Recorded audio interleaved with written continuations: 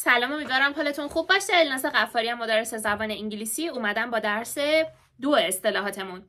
آدما با ویژگی‌های منفی. People with negative qualities. بچه‌ها شاید قبلا شنیده باشید که کلمه quality به معنی کیفیته.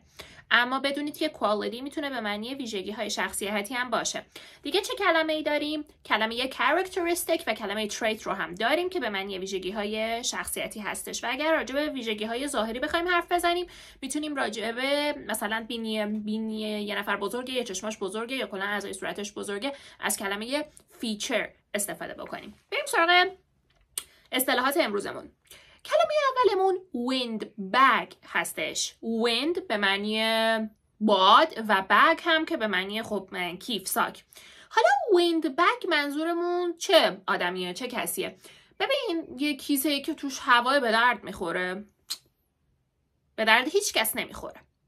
آدم وراج و پرچونه که همش حرف چرت و پرت میزنه چی؟ به درد کسی میخوره؟ آدم پرچونه رو بهش میگن چی؟ windbag. زیاد حرف میزنه. talkative، boring. بریم سراغ کلمه دوممون. کلمه دومو با یه داستان میخوام برات بگم، حسابی گوش بده تو ذهنت بمونه. فکر کن هوا سرده و تو حالا مثلا داری یخ میزنی، خیلی سردته، به دوستت میگی که میشه برای من یه پتوی بلانکت بیاری و اون میاد روی تو یه پتوی خیس میندازه و تو بدتر سردت میشه و میگی چه ضد حالی بود. wet blanket یعنی آدم ضد حال. wet blanket آدمی که شادی دیگران رو توی مهمونی و اینا خراب میکنه، مهمونی ها رو spoil میکنه. a person who spoils other people's fun.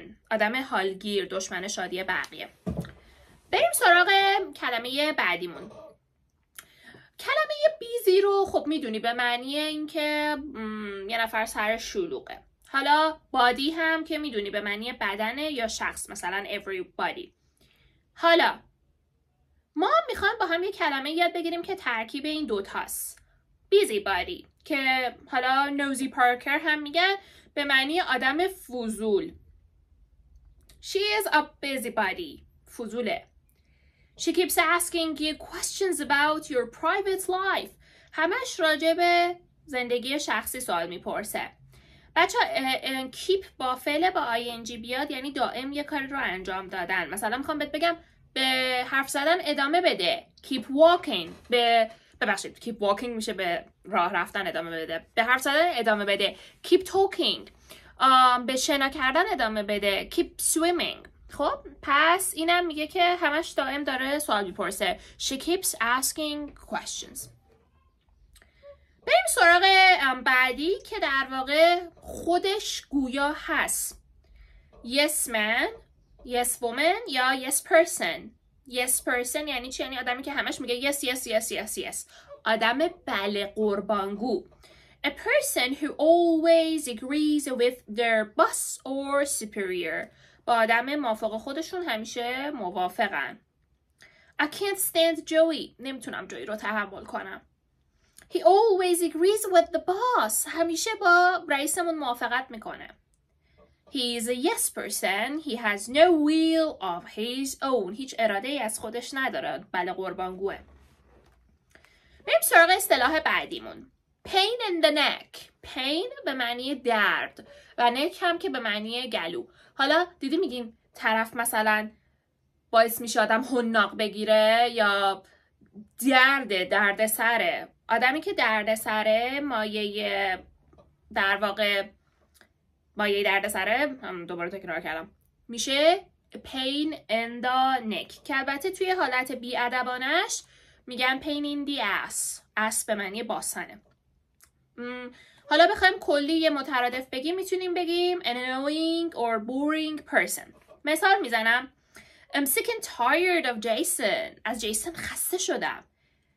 Whenever he gets himself into trouble. هر وقت که دچار مشکل میشه he asks me for help. He's a pain in the neck. هر وقت درد سر داره به ما زنگ میزنه، یاد ما میفته. عجب آدم مایه درد سریه. خب بریم سراغ کلمه بعدی. scatterbrain یعنی چی؟ یعنی آدمی که گیجه، حواس پرته. A person who forgets things or who cannot concentrate. کلمه concentrate برای IELTS هم خوبه به معنی تمرکز کردن. یک سینونیم هست برای فعل focus concentrate. آدمی که نمیتونه تمرکز کنه scatterbrain بهش میگیم. مثلا دوستت اومد دنبالت توی ایرپورت، توی فرودگاه. Did your friend pick you up at the airport? No, she never showed up. اصلا پیداش نشد. She'd promised to meet me. به قول داده بود که منو ببینه، منو ملاقات کنه، بیا دنبالم. But she clean forgot. تو انگلیسی هم این فارسی میگیم پاک یادش رفت. Clean forgot. She's a scatterbrain. آدم گیجیه، آدم حواس پرتیه. مورد 7 بعدی هم خیلی مشخصه. Mama's boy. بچه ننه. I heard Tom has decided to join the army. شنیدم تام میخواد عضو ارتش بشه. I doubt it. شک دارم. He can't adapt himself to life in the army. نمیتونه با زندگی توی ارتش خودش رو وفق بده. Adapt به معنی وفق دادن. He's only a mama's boy. فقط بچه ننه است. بریم سراغ شماره 8. Pushover. A person who is easily persuaded or influenced. Persuade به معنی نظر کسی رو عوض کردن، نظر کسی رو تغییر دادن، و اینفلوئنس هم به معنی تاثیر گذاشتن. حالا آدمی که خیلی سریع تحت تاثیر قرار میگیره و در واقع میشه نظرش رو عوض کرد، آدم ضعیف و حالو یا آدم دهنبینیه. به مثال گوش بدین. Do you think you can persuade Alice to join our company? به نظرت میتونیم الیس رو متقاعد بکنی؟ فعلش یادم اومد تو فارسی میشه متقاعد کرد. میتونی الیس رو متقاعد بکنی که بیاد توی کمپانی ما کار بکنه؟ I don't think she'll agree. She's no pushover. فکر نمی کنم قبول کنه چون آدم دهنبینی نیست. خب بریم سراغ مورد 9. Troublemaker. خیلی مشخصه. Trouble که میشه دردسر، maker هم که میشه خب سازنده، درست کن. Troublemaker آدم دردسر، درست کن، دردسر ساز. A person who often causes trouble. مثالش Do you think Robert can be a good friend for me? فکر میکنی رابرت بتونه دوست خوبی برای من باشه؟ If I were you. بچه این خیلی خوشگله. If I were you. اگه من جای تو بودم I wouldn't make friends with him. باش دوست نمی شدم. توی انگلیسی امکان داره فکر کنی که مثلا دوست پیدا کردن یا دوست شدن find میگیم، اما بهتره که از make استفاده بشه. Make friends. I wouldn't make friends with him. He is a troublemaker. آدم دردسر درست کنیه. و شماره آخر social climber.